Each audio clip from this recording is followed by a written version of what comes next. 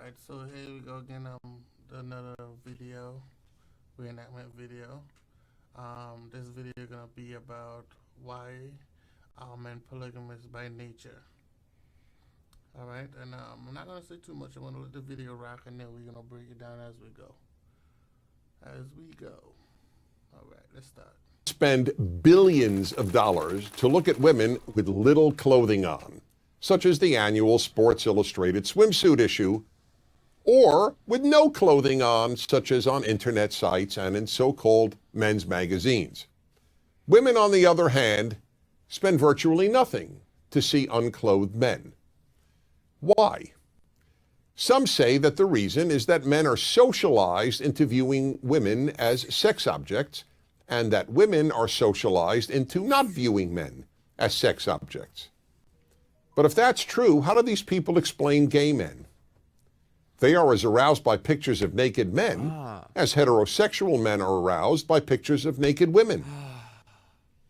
Obviously, then, it's not socialization. It's that men are programmed by nature, not by society, to respond sexually to the visual.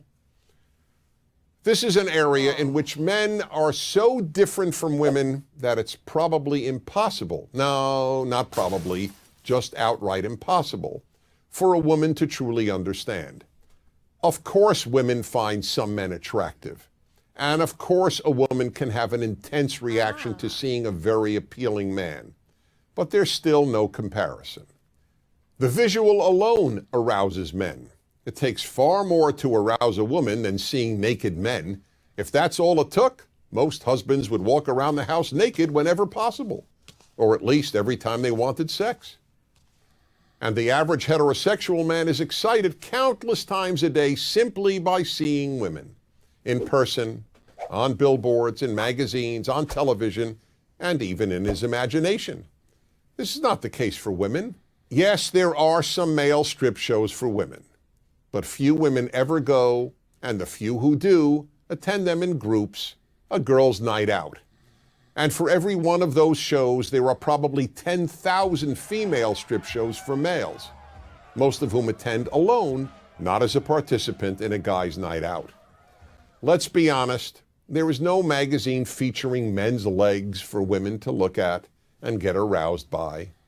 But there are websites and magazines of women's legs for men. And are women paying to view topless men?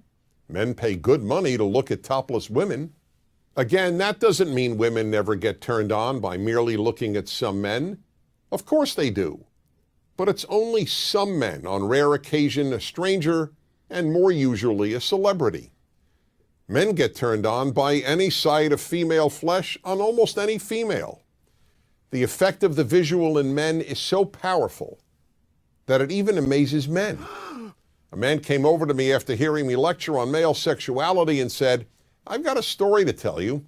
I was in front of a department store and the window was a seated mannequin. I couldn't believe it, but I found myself looking up her skirt." Right here is good. I agree to a lot of things he said. But generally, what I take from this is that it's not just the nature of men, but I think society prey on men's nature, and they use it as a monopoly. And it's like you're taking advantage of us. You know what I'm saying? And they know we're weak for these things, so they promote these things to heat us. To spend money. To do the things that women like. So we're gonna be. It's like it's the same as food or anything else. You get people addicted, and then you try to make it look like they're not supposed to eat it, but then you already got them addicted. You know what I'm saying? So I think the society, though, the way how the consumers work, they push for the consumers. You know what I'm saying? Women like to look good, men like to see women, and they prey on that. They prey on that big time. So it kind of make us, it turn us into, predators. But at the same time, we naturally are, you know, the hunters. So we are gonna be the predators at the end of the day, because we hunt for the females. That's what we do.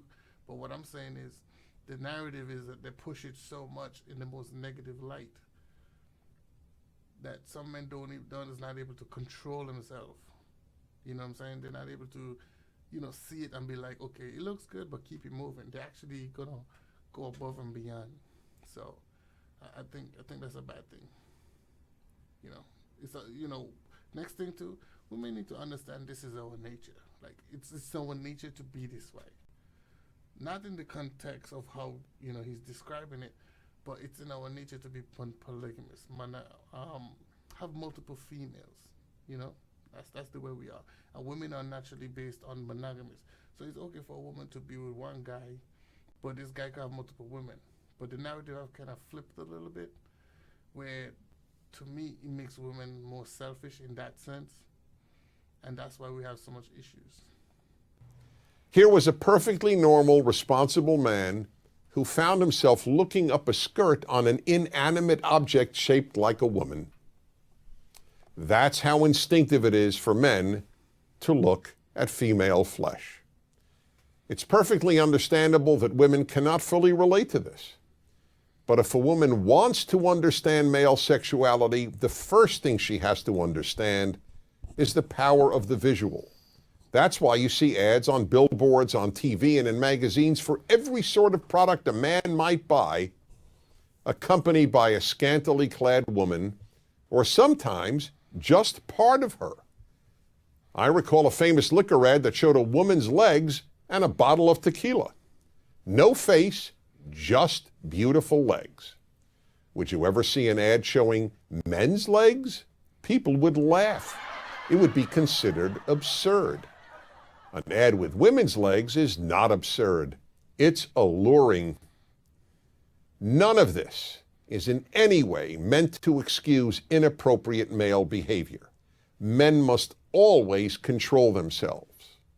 But to deny the power of the visual on men is like denying that the earth is round. Yeah, that's a strong one. That's a strong one.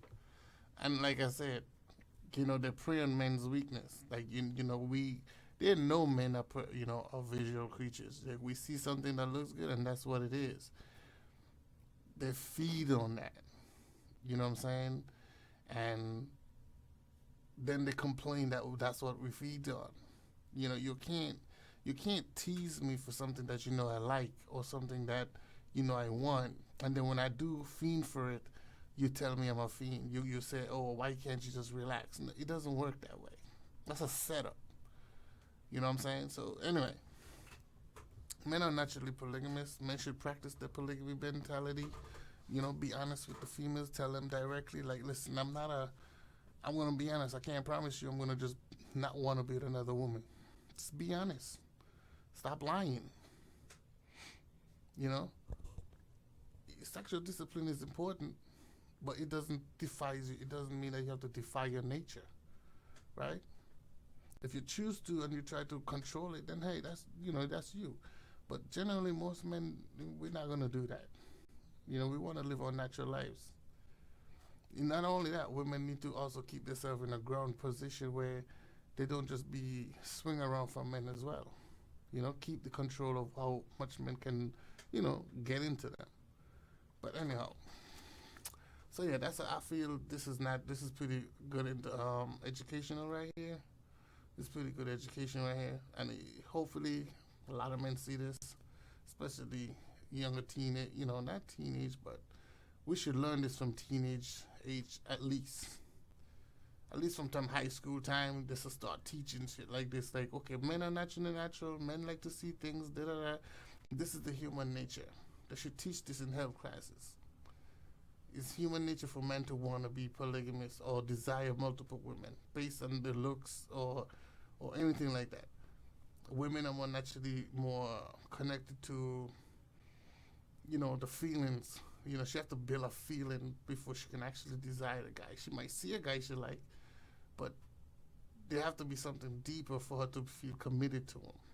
Where the guy, Yeah, he by the one look, he want to get it in. You know what I'm saying? So, yes, this should be an educational thing. They should teach this in schools. Until the next one, like, share, subscribe. The link to this will be in the bottom, so you guys will check it out.